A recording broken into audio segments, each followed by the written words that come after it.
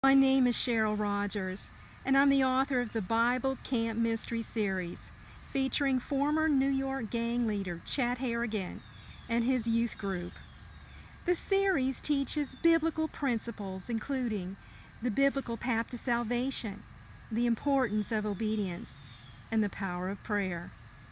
I'm here to read to you the first chapter of the second book in the series, Alone in the Woods.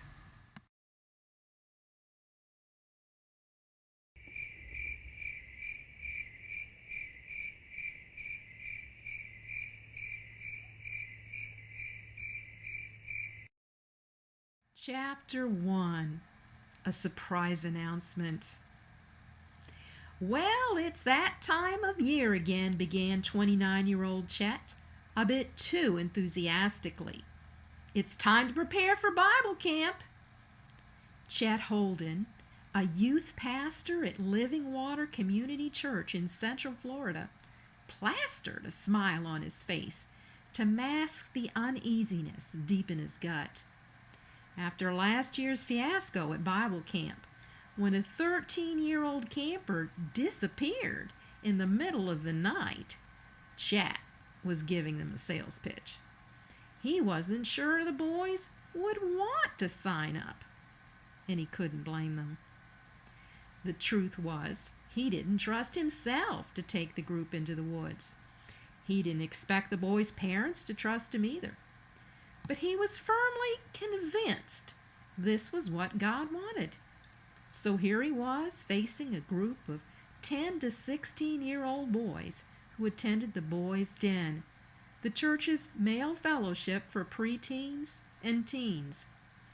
As it turned out, they were pretty excited about Chet's announcement. "I know you've got a few questions," he continued, interrupting the loud clamor.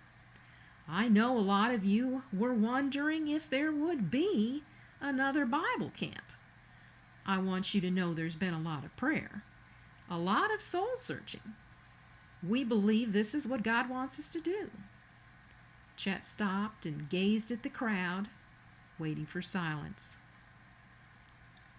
"All right, then," he declared as the clamor subsided.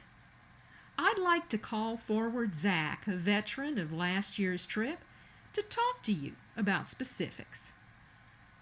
At the mention of Zach, a mild uproar began. There wasn't one of the boys who hadn't heard about his disappearance and his dramatic rescue by helicopter about 30 hours later. It also was well known that his parents declared he would never, ever be allowed to attend another Bible camp. So the boys were curious about what Zach had to say. Chet held out the microphone to him, and the room grew almost eerily quiet, waiting expectantly. Chet continued to hold the microphone for the reluctant Zach, with a pleading look in his eyes. Zach arose from his seat, strode to the front, and began to speak. "I guess you're wondering why I've been asked to talk to you today," he began.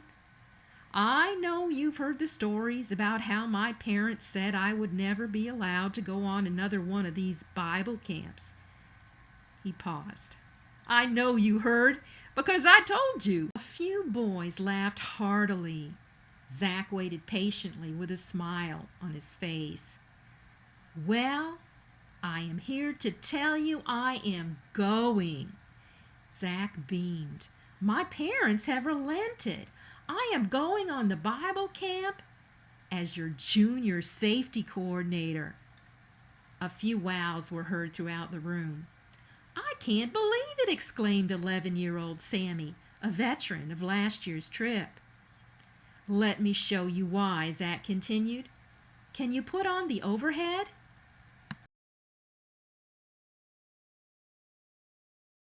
A volunteer at the back of the room turned on the projector, which showed a map of Camp Timakua, the youth camp they visited last year. "We've put together this map," Zach began. "As you can see, from where the youth camp site is marked, Our campground is actually very close to civilization. See where the latrine is?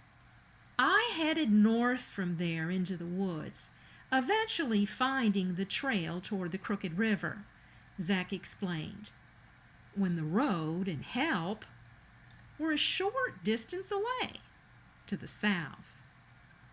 The remark drew a loud whistle.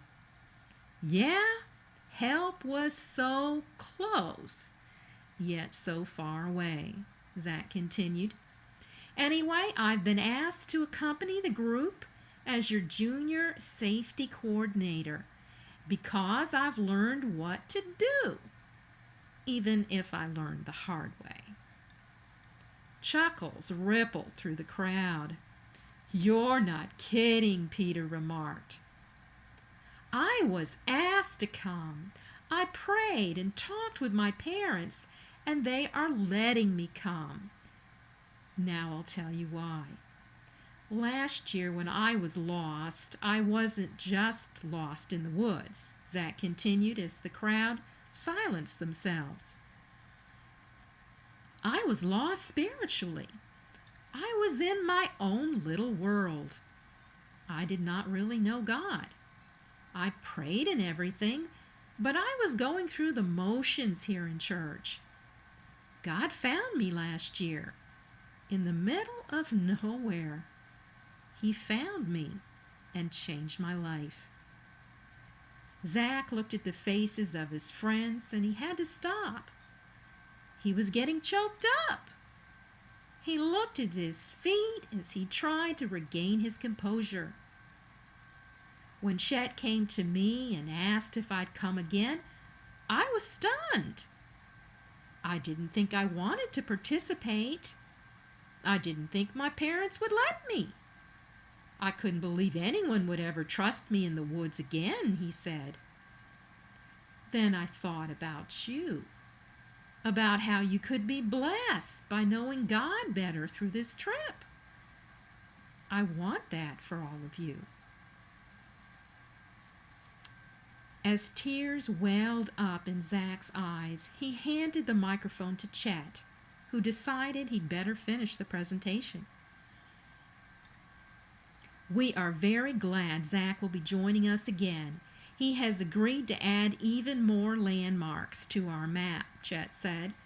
These landmarks will all be verified with rangers who know the park like the back of their hands. And every one of the campers will be given a copy of the final map to keep with them at all times. His confidence returning, Chet told the boys' den the leaders would be doing their best to sidestep every difficulty they encountered last time. A critical factor we want you all to realize is that the campground is actually quite safe, Chet said. As Zach pointed out, it is very close to the road and civilization. We want you all to be aware of that. Our camp will be a short walk to the church van. Chet continued, This is a great opportunity to learn about the wilderness and to get survival training. We're going to have a wilderness guide with us at the camp this year. Dennis Paddington will show us how to build a makeshift shelter using the existing wildlife materials at the park. Zach, who experimented with the materials last year, will be assisting him. Yeah, I remember hearing about that, Greg called out. Okay, now I'm sure you were wondering about the food. Peter's Uncle Carlos has volunteered as our dedicated chef, meaning he is in charge of breakfast, lunch, and dinner, Chet said. There will be no steak tartare or hamburger tartare, whatever you want to call it. Carlos assures me everything will be cooked either medium or well done. There will be no rare meat and no hot dogs at all. Somehow, I don't think they'd be very popular, he concluded wryly. Steve let out a guffaw. Bill laughed a bit nervously as he recalled how he'd eaten a raw hot dog on last year's trip, leading to a massive outbreak of food poisoning. "I'm not going this year," Bill blurted, his face turning red. "Bill's heart is not into outdoor cooking," Chet announced. "In fact, he's not really an outdoorsman at all, so that's okay." "Are you having a pork roast?" asked the rotund Greg, who liked to eat. "As much as I'd love it, no. We are planning to take a mixed age group, like we did last time," Chet said. "We will stick to basics: hiking, canoeing, and wilderness survival. Anyone who is interested, I invite you to sign up tonight before you leave. We will be holding our camp preparation classes soon and need to have a commitment from you and your parents. Permission slips must be turned in Sunday, okay?" He then dispersed the boys, who enjoyed an hour of video games before lining up at the sign-up table as they prepared to leave. When the last boy walked outside, Chet gathered a small stack of papers and leafed through them. Peter, Zach, Chang, Steve, Sammy, Jeff. That's great! We have some who want to return. I can hardly believe it, he declared. Sometimes I think I'm crazy to plan another trip. He glanced cautiously at Gary, wondering if he felt the same way. As the two walked toward the door of the boys' den, Chet got his answer. "Sometimes I think you're crazy too," Gary said with a chuckle.